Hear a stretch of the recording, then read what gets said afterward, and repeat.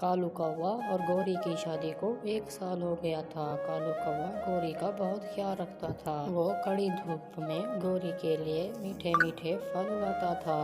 लेकिन जैसे जैसे वक्त बीतता गया वैसे वैसे कालू कौवे की दोस्ती गौरी से खत्म होती गई। गौरी, जाओ अपने लिए खुद भोजन ढूंढ के लाओ। पति जी, आप मुझ पर गुस्सा क्यों करते हो? पहले तुम मुझसे बहुत मोहब्बत करते थे ना। तो हमारी शादी को 1 साल से ज्यादा अरसा हो गया है, लेकिन अभी तक हमारे यहाँ कोई बच्चा पैदा नहीं हुआ। मैं गुस्सा ना करूँ तो नाजू। पति जी, संतान ना होने का दुख मुझे भी है, लेकिन हमारे पास में कुछ नहीं। जब ऊपर वाला चाहेगा सब हो जाएगा। वो दोनों ऐसे आपस में बातें कर ही रहे थे कि कालू कौवे का चाचा वहाँ पर आ जाता है। चाचा जी, आप यहाँ गांव में सब ठीक तो है ना? बताएं मुझे आप। गांव में तो सब ठीक हैं, सब मजे कर रहे हैं। तू बता, मुझे चाचा से अब दादा कब बना रहा चाचा है? जी, अभी तक हमारे घर में बच्चे की कोई खबर नहीं है। बच्चा कैसे पैदा होगा? ये कटोरी बांझ तो ठहरी है। पति जी, प्लीज मुझे आप बांझ मत कहें, बहुत बुरा लगता है मुझे ये सुन। कालू बेटे, हम इस बांझ के सहारे कब तक बैठ सकते हैं? मेरी नज़र में एक कवि है, तुम कल गांव में आकर उस कवि से शादी कर लेना। ठीक है चाचा जी, ठीक है। आप गांव जाएं और उस कवि के माता पिता से बातें करें। मैं कल आ जाऊंगा।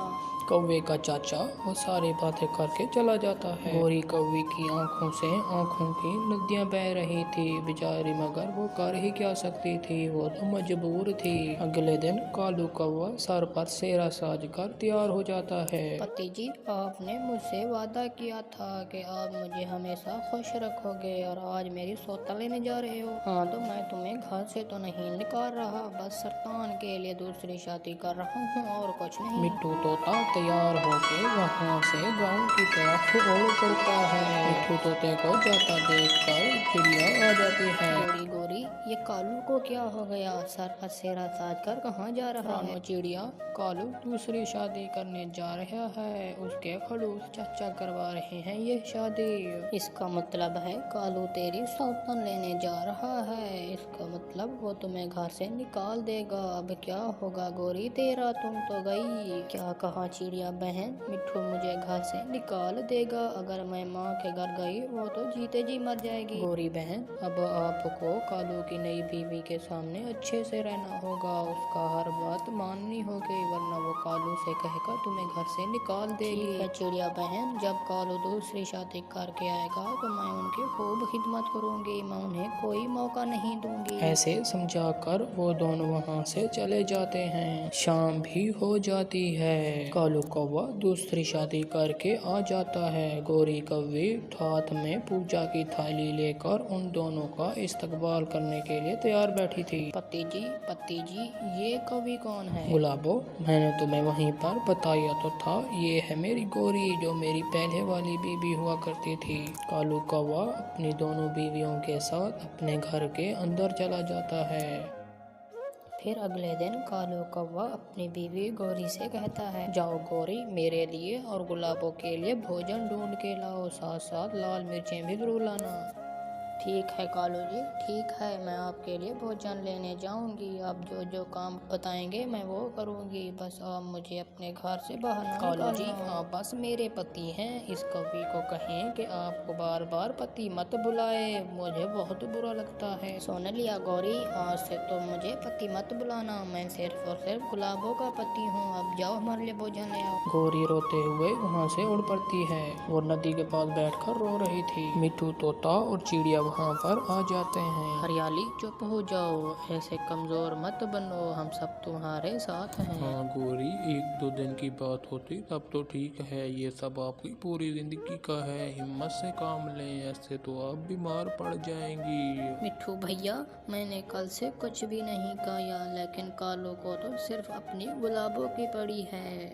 गौरी बहन, ये लो लड्डू, तुम ये अपने लिए लड्डू ही खा लो। गौरी कौवी लड्डू खाने में मसरूफ हो जाती है। जैसे ही वह भोजन ढूंढने के लिए उड़ती है नीचे गिर जाती है। गौरी, मैंने कहा था ना आपको खाना टाइम पर खाया करो वरना इस तरह कमजोर हो जाओगी। पता नहीं चिड़िया बहन, जब से मैंने ये लड्डू खाया है तब से अजीब अजीब सा फील हो रहा है। नहीं नहीं गौरी बहन, ये लड्डू मेरी बीबी ने अपने हाथों से बनाया है।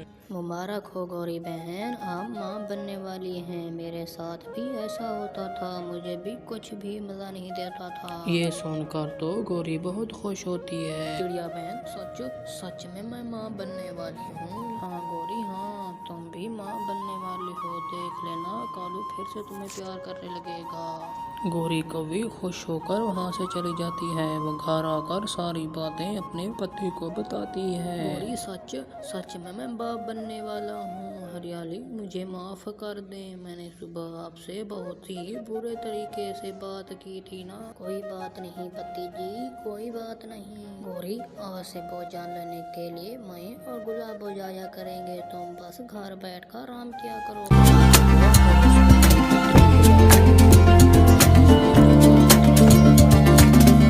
कुछ वक्त गुजर जाता है। जब से गौरी माँ बनी है, कालू कौवे का ज़हन तो मुझसे हट गया है। वो हर वक्त बस गौरी गौरी करते रहते हैं। ऐसा हुआ तो मुझे इन लोगों की नौकर बनकर रहना पड़ेगा। शाम हो जाती है, सब घर लौट आते हैं। वो तीनों एक दूसरे को देख रहे थे। जब कालू कौवा और गौरी पानी पीने के लिए नदी पर जाते हैं तो गुलाब घर पर अकेली होती है। अच्छा मौका है गौरी से बदला लेने का। वो भी घर पर नहीं है और ना ही कालू। मैं ये अंडा उठाकर खिड़की से फेंक देती हूँ, ना होगा बांस ना बजेगी बांसुरी। गुलाबो वो अंडा खिड़की से फेंक देती है। अंडा टूटने की आवाज नहीं आई। वो घर के बाहर आकर नीचे की तरफ देखती है। जब वो नीचे जाकर देखती है तो कालू ने अंडा पकड़ा हुआ था।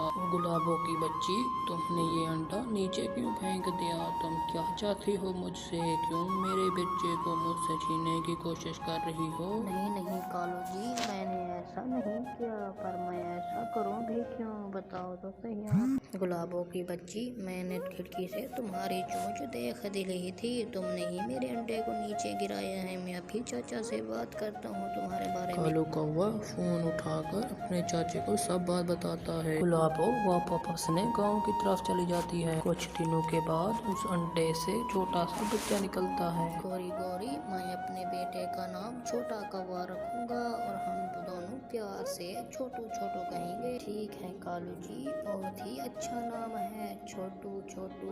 मैं आपके इस नाम से बहुत खुश हूँ, बहुत अच्छा नाम है।